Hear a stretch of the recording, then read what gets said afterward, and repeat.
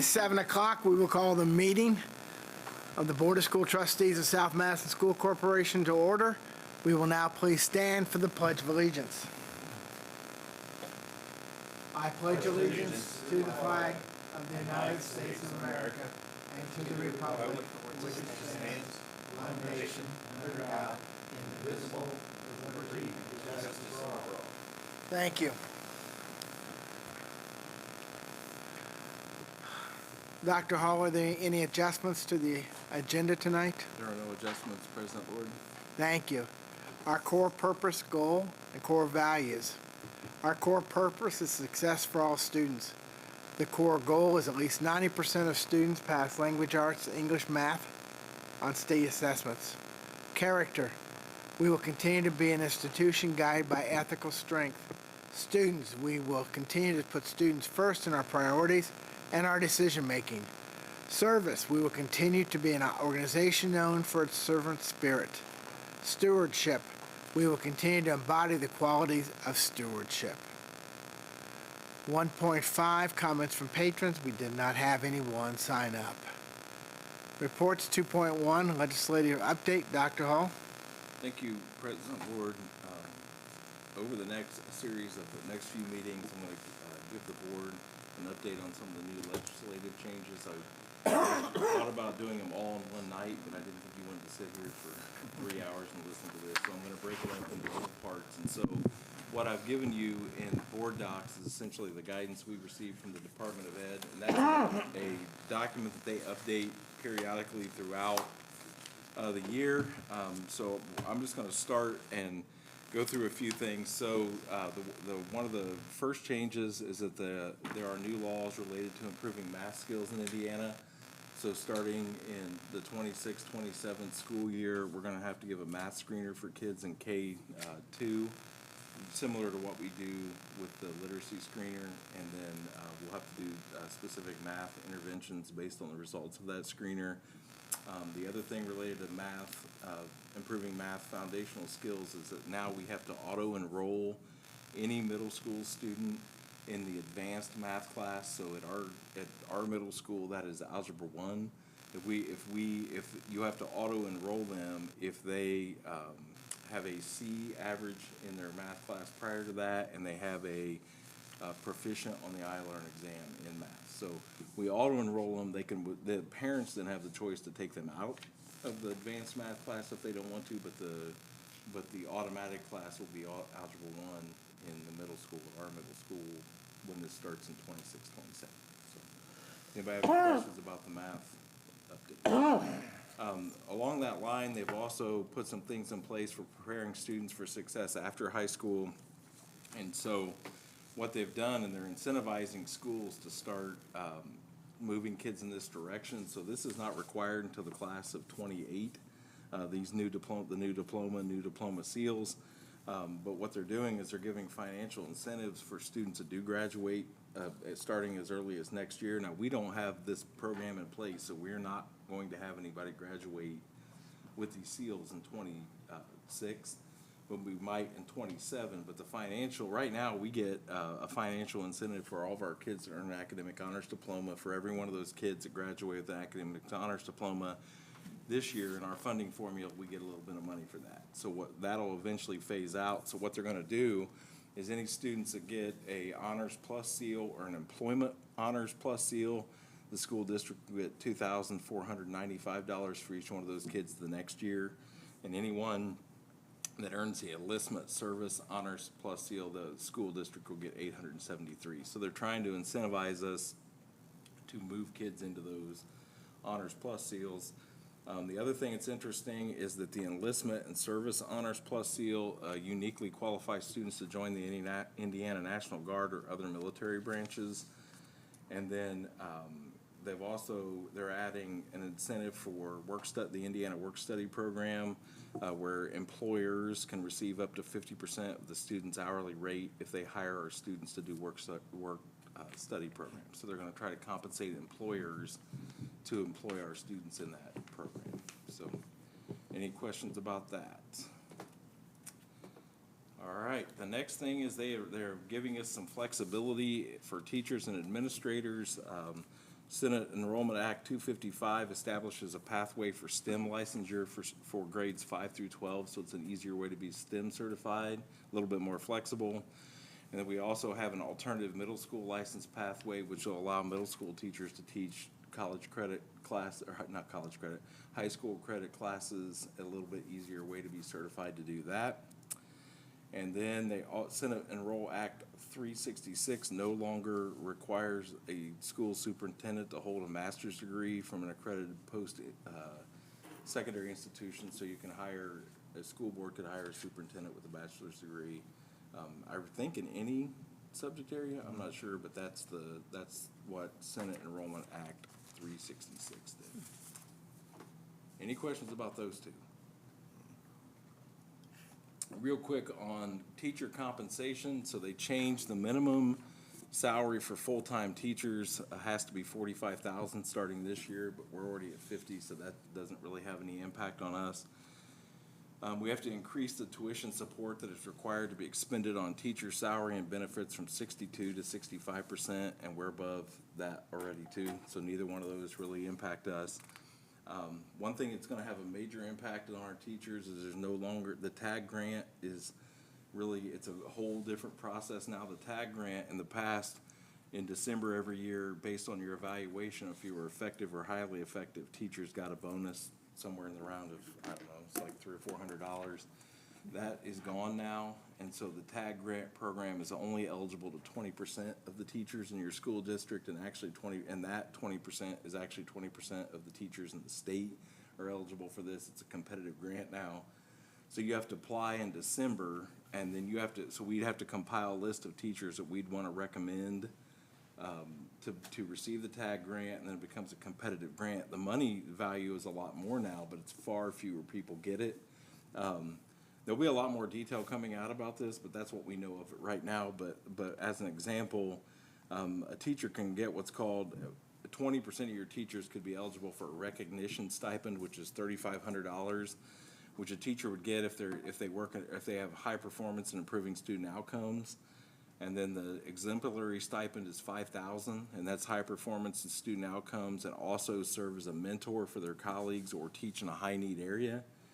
And then the third one is called Exemplary Plus, which is a $7,500 which you can get for high performance and improving student outcomes, serve as a mentor, and teach in a high need area. So we're not sure how this is going to look. We don't know what the application process is, but the bottom line to our teachers are they will no longer get that. All of our teachers that are effective and highly effective will no longer get a TAG, Teacher Appreciation Grant, anymore. So like they have in the past when we've done that in December. So we will not be doing our annual approval of the TAG policy, which used to be required, that the board used to have to approve every year in September. You won't see that anymore because that's no longer a requirement.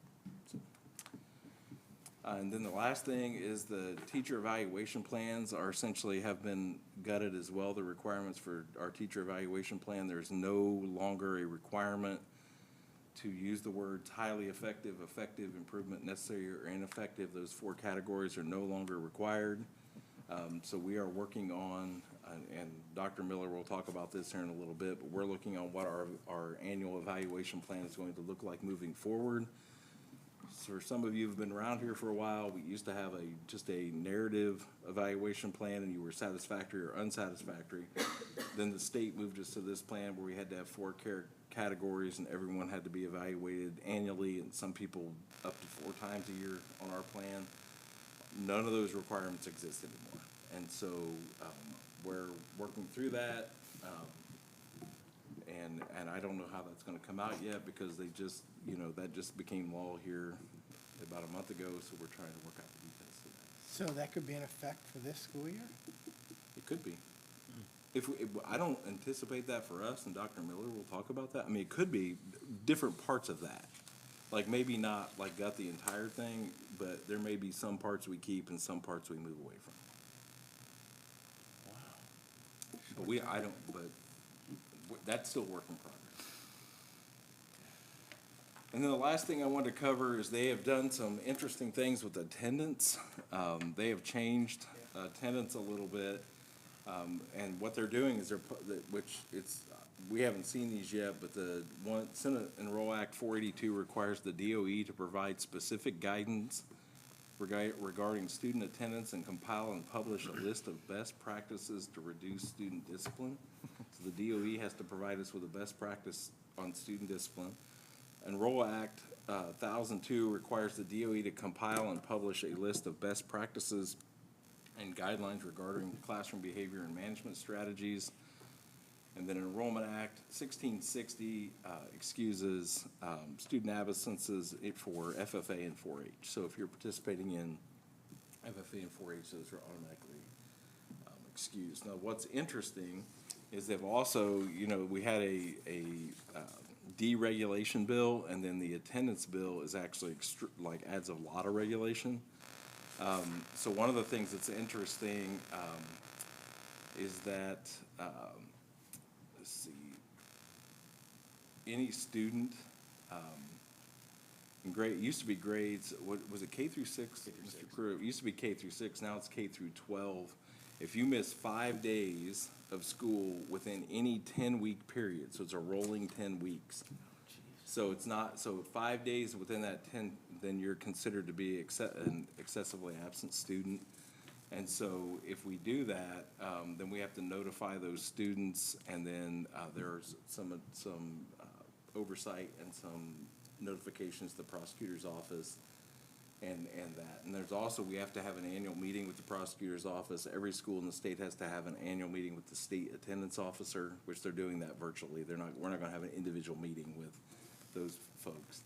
But the other thing that's interesting is we are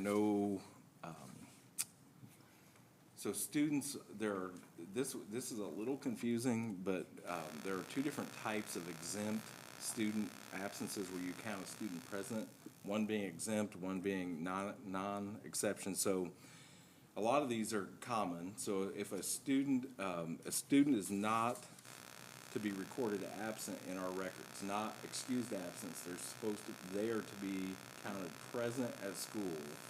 If they're doing any of these things, even if they're not at school, they're to count as present. So instead of what we used to do is you'd count them absence excused or unexcused because they're not absent. They're not to be counted anything but present. If they are serving as a page, serving as an election worker, subpoenaed to court, and then like I talked about before, any student who participates in a scheduled competition, exhibition, event offered by National FFA, Indiana FFA, or 4-H are now to be considered present at school if they're participating in any of those. Or if any student or a member of the student's household exhibits or participates in the Indiana State Fair. So the student and anybody in their household would be counted present. Then there's some other, then there are non-exception absences where students are excused, but they're reported absent. Those are administrator approval, so those would be, this category would include absences of school that have been reviewed and authorized by a school administrator. The approval is based on a variety of circumstances, but not limited to health issues, family emergencies, religious observations, or other personal or extenuating circumstances. Then there's 2 new categories, one called family choice planned. And if you're family choice planned, those are prearranged by the student's family for reasons such as vacation, family events, or other personal matters. This absence is considered as a planned non-emergency event scheduled in advance. Those are to be considered excused, but the student is to be marked absent. And then the next category is family choice unplanned, and that is a category could include an absence that occurs unexpectedly due to unforeseen family circumstances or decisions, such as a sudden emergency, an urgent need to attend to personal matters, school nurse request, weather, lack of transportation, or other impromptu situations. So essentially what this is as long as the parent contacts the school and says they're not going to be here, they'll be considered excused. That's the short version of this. So that is the new attendance discipline. So after 5 absences, you're required to to contact like the truancy Only 5 officer. absences where the parents don't notify us. Okay, so if you have a sick note or your parent calls in and says, Johnny's sick and they can't come for 3 days, and here's my doctor's note, that does not Right. count as It would never, and there's not a provision on how many times they could do that. And so it would, just have to call. as long as they are notified the school and it's the parent has notified the school that you're not here, we're excusing this, here's the reason why, Right. then they will be considered excused. Can Power School monitor that 10-week period with the missing days? Or I'm is sure- somebody within the district going to have to do that? Well, I can only speak to, because I'm most familiar with the high school, they run a weekly report anyways. So somebody will I'm sure we'll run reports and we'll be able to run this many absences and they'll keep track. But would that be Monday through Fridays, or could it be a 10-week period starting on Wednesday and going 10 weeks to? They can set the parameters, like you can set the parameters, I don't know how that's gonna look exactly. We can do it, you can say during this 10-week time period, but then you gotta remember week 2, now you're looking at week 2 through 11, then you're working 3 through 12, so there's gonna be some work to it, Yeah, no doubt. mess. The rolling part is probably the most difficult. Instead of saying like quarterly, Sure. they've missed so many days in a quarter, missed so many in a semester, that would made it a little simpler, but It's too logical. that is the hand we're dealt, so. Anything That else, is it. Dr. And then Earl? I'll have some other updates as we move forward, just to keep you up to date with some of the changes we have. Okay, thank you, Dr. Hall. 2.2 Educators Evaluation Summative Review, Dr. Miller. Yep. As Dr. Hall just mentioned, there are 4 categories in the evaluation system: highly effective, effective, net needs improvement, and ineffective.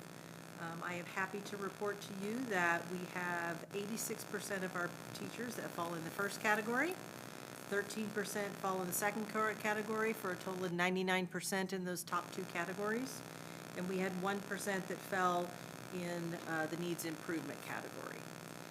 Looking at that from a domain standard, our domains are preparation, effective instruction, and professional and policy or practices.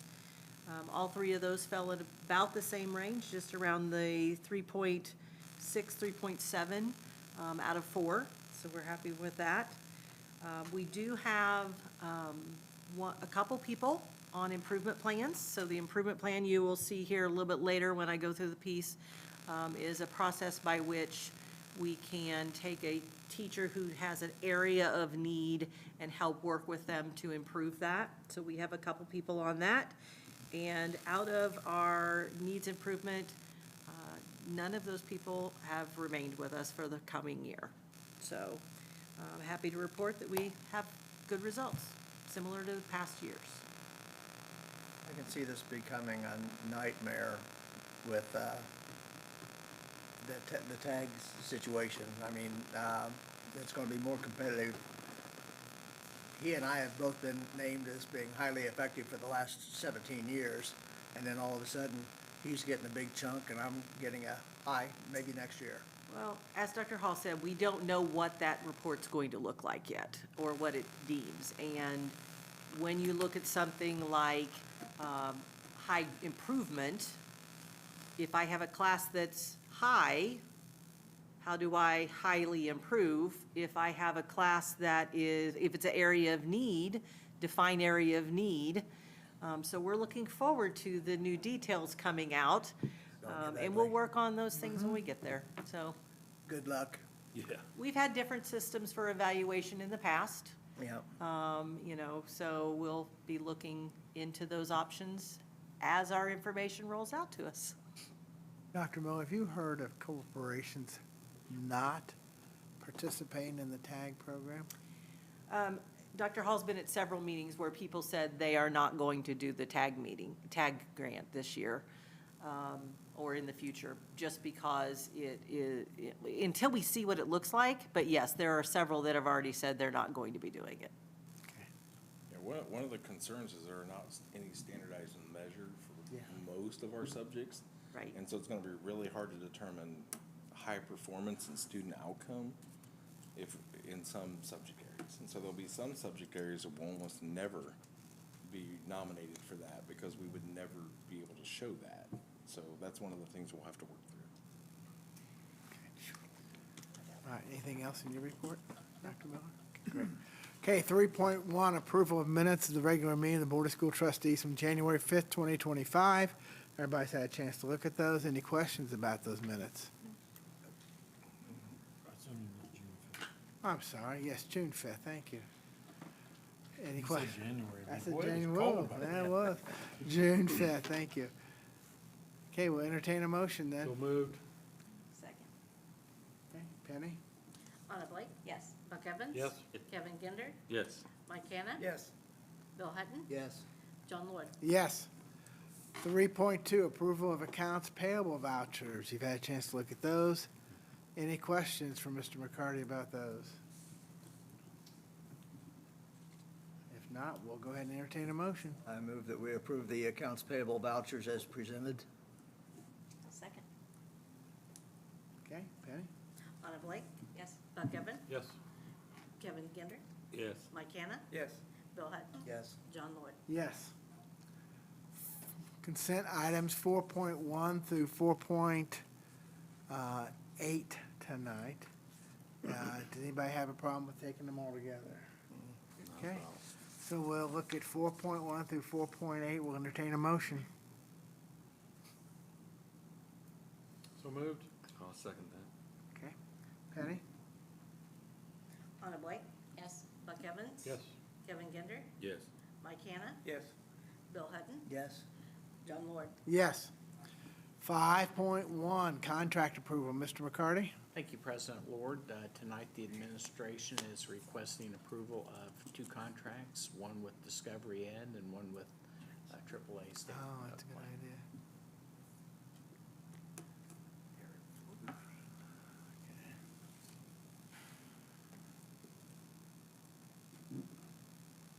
Any questions about that contract? Okay, we'll make a motion. Make a motion. Second that. Okay, Penny? Anna Blake? Yes. Buck Evans? Yes. Kevin Ginder? Yes. Mike Canna? Yes. Bill Hutton? Yes. John Lloyd? Yes. Hey, well, I want to go back to 4.8 for a second, just to publicly comment. The monetary donations for East Elementary, B.L. Brown Construction, Rosenthal Orthodontics, Berlin Construction, and Bendel Lawn Equipment. So thank you very much to those folks for donating to East Elementary. The bus purchase approval. Thank you, President Lord. Tonight, the administration is requesting permission to buy an activity bus. This bus will replace our current A2, which is 12 years old. It was part of the 2025 bus replacement plan that was approved by the board in, with the 2025 budget year. So $124,000 for an activity. Just as an FYI, those, when we bought that 12 years ago, it was probably 55 to 60. The dates have me a little bit befuddled. This bid ended on March 1st of 2025, but the last date to have orders in was March 29th of 2025. We're still going to be able to put this in, even with those Yes. supposed restrictions? Yes, it was, there's lead time on these, so yes, it was, yeah, we did meet that requirement on the bid date. Okay, we'll entertain a motion. So moved.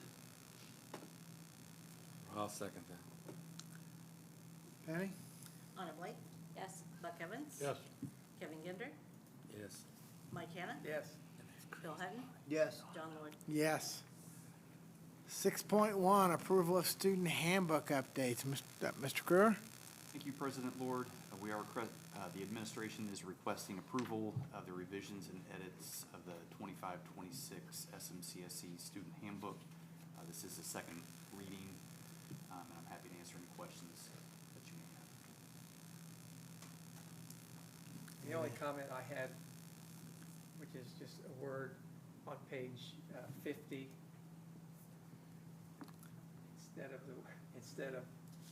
we might insert the word navel instead of belly button.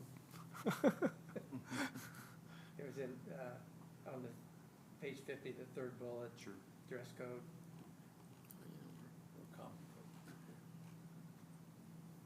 Maybe some of those kids might not know what that is, but Oh, just a thought, Sure. just a thought. do we need action on that? We need to approve, don't we? Okay, so do we have any motions for 6? Any other questions? So, It'll need to be as amended. so you're making the motion to approve it as amended? So he can make that correction, because otherwise, this is where it's gonna be. So, yeah, I'll make the motion Okay, with the amendment that has been presented. okay. Do we have a second? Second. Penny? Just a thought. Anna Blake? Yes. Buck Evans? Yeah. Kevin Gender? Yes. Mike Hannah? Yes. Bill Hutton? Yes. John Moore? Yes. Board policy updates, Dr. Hall. This is the second reading of the board policy updates that I presented last board meeting. And so I can entertain any questions you have, and if there are none, then I would ask for approval. Any questions of Dr. Hall on the updates? Okay, we'll entertain a motion. So I'll make a moved. motion. Second. Okay, Penny? Anna Blake? Yes. Buck Evans? Yes. Kevin Gender? Yes. Mike Hannah? Yes. Bill Hutton? Yes. John Moore? Yes. 7.1, approval of support staff handbook. Thank you, President Lord. Attached in the board docs, you'll find changes to the support staff handbook that we are requesting, referencing board policies. That way, they will always be current, or there will be no conflict when a board policy changes, that it will refer to have the current version. There's also a change with we have some, we currently pay for a physical exam every 2 years. We have some drivers that have a medical necessity to have an exam every year. So this, in an effort to try to keep our bus drivers, for the drivers that have a medical necessity, we pay for that exam every year. Any other questions for Mr. McCarty about the support staff handbook? Okay, we'll entertain a motion.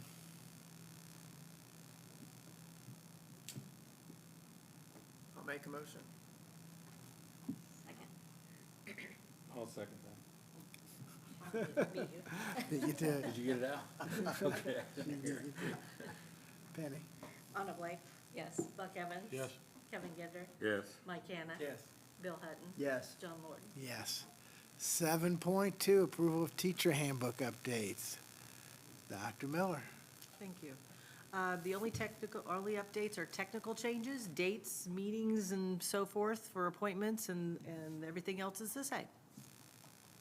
Okay. All right, any questions for Dr. Miller? No. Okay, we'll entertain a motion then. So moved. Second. Go ahead.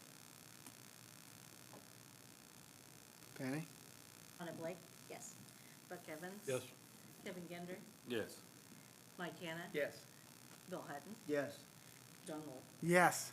7.3, teacher evaluation handbook.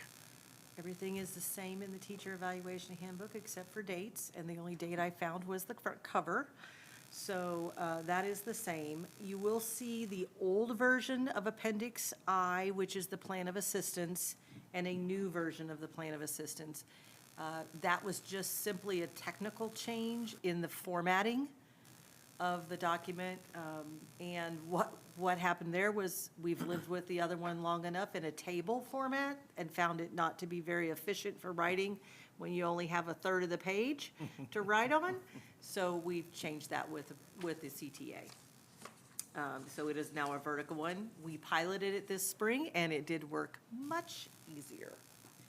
The one thing that we talked about earlier was the evaluation plan. We are asking you to approve this evening.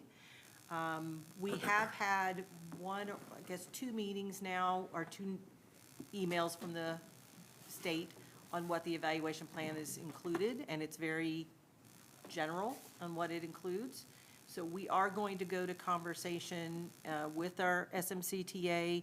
We may be bringing back something to you in August or early September with a new evaluation plan. See if we can improve some areas, maybe streamline some areas, be able to let the administration focus on the teachers a little more that maybe need some more support, and then also maybe ask other teachers maybe to set a goal for themselves for growth. So we're having conversation. Literally, it's been like 2 short, like, hey, what are we gonna do with this? One answer is leave it as is for the year, go through the same thing. The other one is let's talk and see if we can feel like we can make improvements on our plan. So possibility we may be bringing something back to you for consideration, but at this time, this is the plan that we will stay with for now. So you need us to approve this I plan? need you to approve that, as you do annually, yes. Okay. Any other comments, questions? No. Okay, we'll make a motion then. I'll make a motion. Second. Okay, Penny? Anna Blake? Yes. Buck Evans? Yes. Kevin Kinder? Yes. Mike Hannah? Yes. Bill Hutton? Yes. John Lord? Yes. 7.4, the Ed Flex waiver. Dr. Miller? Thank you. The Ed Flex waiver that we are looking at is waiver 2. That is allowing our paraprofessionals, our IAs, to have more flexibility to be considered a highly qualified IA. No Child Left Behind has some criteria of 2 years of college. You have to pass the praxis that state has adopted. They have actually changed the test to a new company now, or have your early childhood endorsement accreditation. We have found those limiting, and so we also have other options. You have past experience. We have some IAs that have been with us for 5-10 years who are wonderful. They love our kids, they help our kids, they support our kids and our teachers. Maybe don't have that qualification of 2 years of college, and so we have added other things. They are the items that the DOE had added in their previous plan. The plan, this is the second time the state has gotten the waiver. The first waiver, the state got the waiver for the state.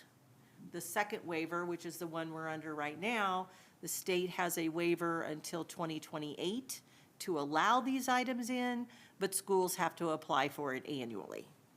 So we applied for this in November for the 24-25 school year.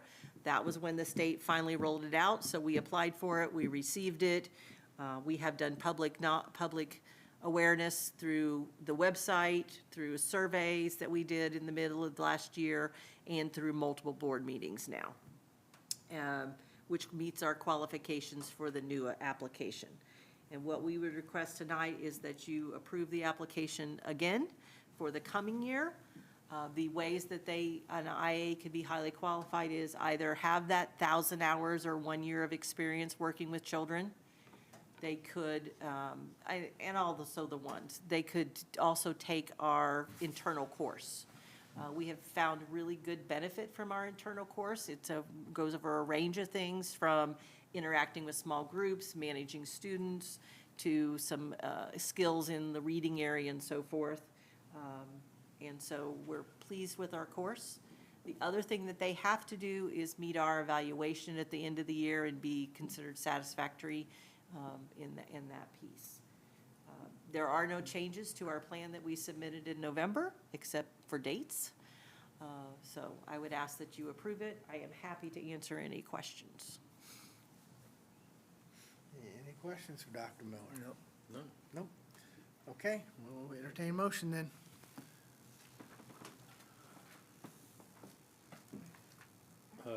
Yeah, I'll make a motion. Second. Go ahead, Penny, I'm sorry. Anna Blake? Yes. Yes. Kevin Gidner, Yes. Mike Hannah, Yes. Bill Hutton, Yes. John Lord. Yes. 7.5, fees, Dr. Miller. Thank you. As you know, in 23-24, we were told by the state, the new law was that we could not charge for curricular materials. Instead, the state provided us an allocation of about $160 per student out of tax revenue, and we were not charging parents textbook fees. Curricular materials include our books, our workbooks, our software, and our digital content. For the coming year, our fiscal year of 2026, House Enrollment Act 1001-2025 repeals the curriculum fund that the state had been giving us and rolls it into our regular allocation per student. So that, by folding that in, the money that we get per student from the state is now to cover the cost of our curricular materials also. I do want to remind you that non-curricular items are still something that we can charge parents, things such as marching band, extracurricular activities, and so forth, or lost or damaged materials, or unpaid balances prior to the 23-24 school year. So all of those things are still things that we can charge parents for, and we cannot charge for curricular materials, but we can charge for other ones. So tonight I bring to you two fees. The first one is our communication fee. This is a third year we've had the communication fee. For our pre-K 3 students, we'd like to propose $27. For our 4 through 12 students, we are proposing $31. These fees cover things such as the handbook, graduation pathways, Power School, Swift K-12, some of the communication pieces, the different communication pieces the parents have, such as securely notifications. This is up $2 from last year. The second one that we are asking you to approve is an optional fee for parents, and that is our Arabian Protection Plan. That is the plan that can cover the cost of any damages to a device. And we have three options for parents. One, they opt out. They do not choose to take that additional plan protection. Two, tier 1 is $33. That covers one incident for the year, and that is the same price as last year. And option 3 is a 2 incidences covered for $45. I did speak with Mr. Watts, and he said most families that choose to do the APP choose the first one of one incident. We are going to do it a little different this year. We are offering that to grades 5 through 12. Those are where our newer devices are. In grades K through 4, those devices are a little older. We have a surplus of some other devices of the same category, so we are not going to offer it to our parents. We feel we can cover those devices if something happens.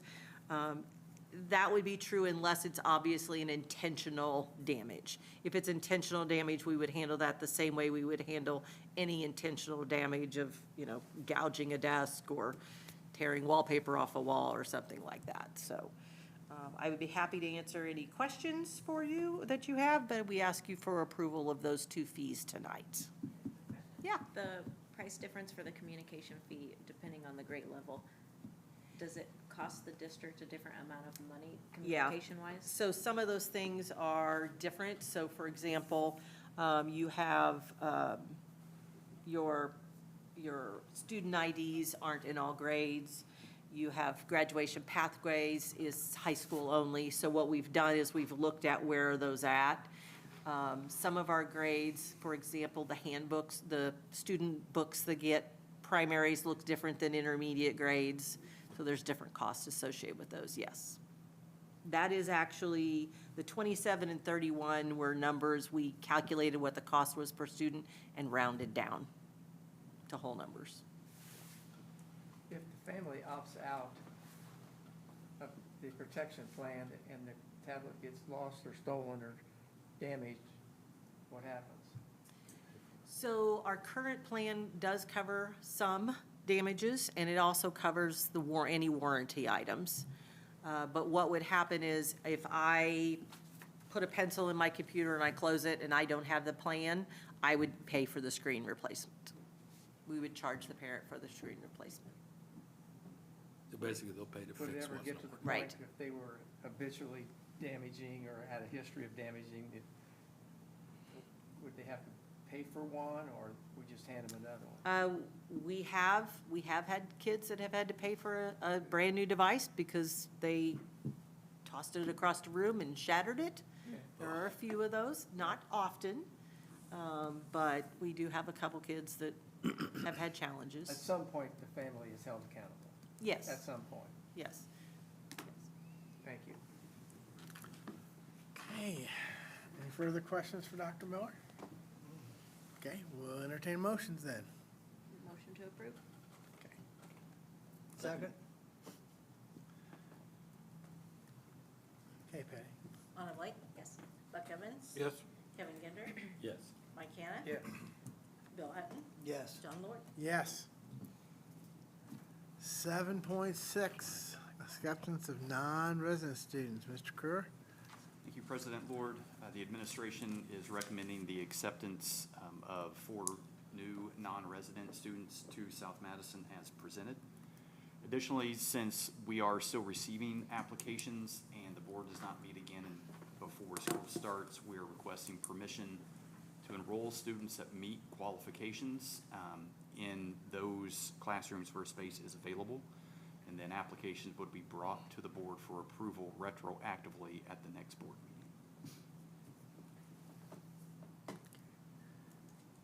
Any questions for Mr. Kerr? So we'll entertain a motion to allow them to do that.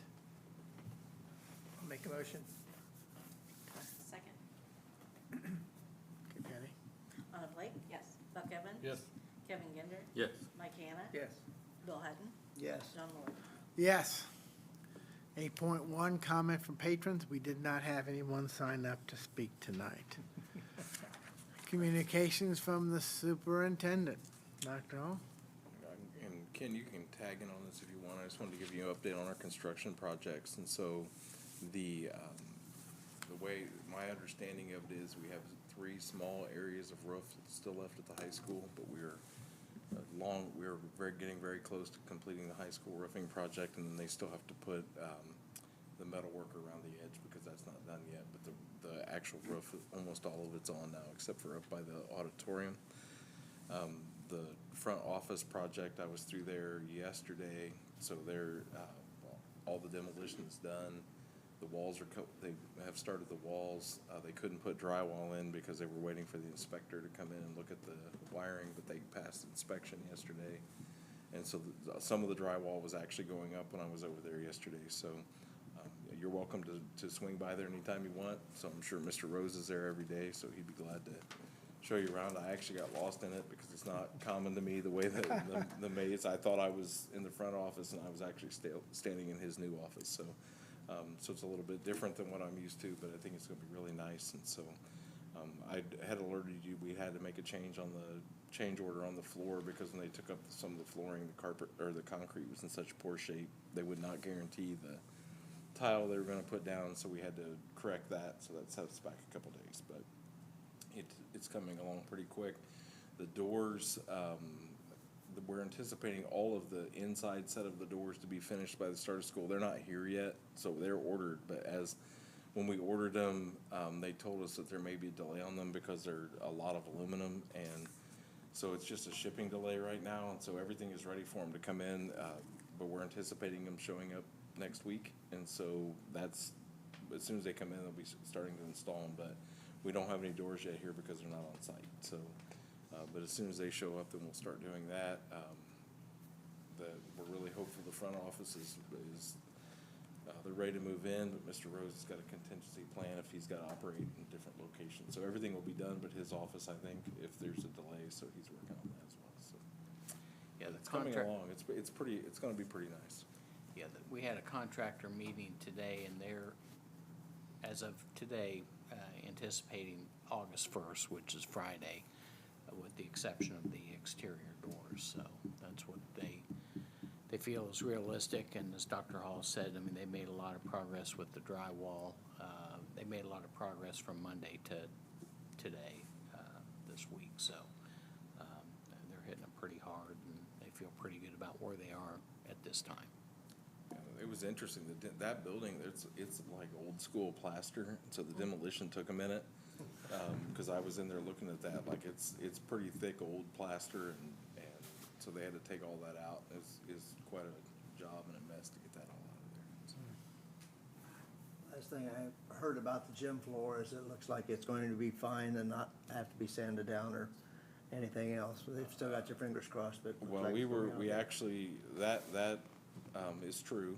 So we were notified today, representative of Ryan Beeson, who owns Four Star Floor, hasn't been out yet, but one of their representatives was out yesterday, and says if we give it one more week of drying, then they think that there would be no issues with that.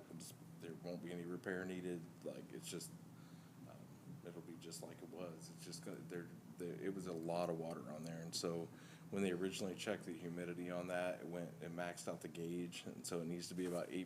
So we didn't really know how wet it was. And then after it dried for a couple weeks, it was in the 24% range, and so it's taken a while to get the water out of it, but it's flattened out, and they said it looks normal and fine. So Great. we'll know for sure next week. They wanted to give it one more week with everybody staying off of it and getting it dried out, and then we should be good. Great. The volleyball coach is probably getting kind of anxious. Yeah, I bet. Great. I'm anxious too. Yeah. Anything else, Dr. Hall? That's it. Okay. Kevin? Do you have anything? Yeah, I'm gonna be helping out again with the football program. Oh, good, Good. good. Good. They must be really scrounging around. See, I make a mean Gatorade. Mike, do you have No, anything? good. Good. Anna? Nope. You have anything? Bill? No. Buck? The only thing I have is I went behind the high school here about a week or so ago, and was looking at all I guess they're band trailers or booster trailers. So I've since found out that possibly we don't own the majority of them. But I'm a little concerned with the looks of the area. There's at least one trailer with flat tires. If they're not using the trailer, then let's, out of sight, out of mind. If they're not using it, if they are using it, let's get the tires fixed and make that area look presentable. I've already talked to Mr. Hall about it, but I'd also like to find out, and he's gonna check to see which trailers do we actually own, and also find out whether we're liable when we're pulling them, even if we don't own the trailers. And if we are liable, even though they're not our trailers because we're pulling them, then I would like to see those trailers gone through, check the frames, check the wheel bearings, check the brakes, make sure they're all DOT passed, so that if there's an issue someplace down the road, we're not hung out to dry liability-wise if there's a failure of something that causes some type of damage or an accident or something like that. So he's gonna check on that, because there is a bunch of stuff back there. Okay. It either needs to be used or gone, or if it is staying, then it needs to be checked and gets cleaned up and straightened up, because it looks a mess back there. Okay. All right. I want to say a big thank you to maintenance and to the custodial crews throughout South Madison. I know they've been working very hard. Kids will be back in less than a month. And so I'm sure they've got a lot to do, but they've been working hard to keep the buildings nice for our students and get them ready to go. So we appreciate that. Anything else from anybody before we close out? Nope. Okay, we'll take a motion for 9.1, the adjournment. So moved. Second. Anna Blake? Yes. Buck Evans? Yep. Kevin Kidner? Yes. Mike Hanna? Yes. Bill Hutton? Yes. John Moore? Yes.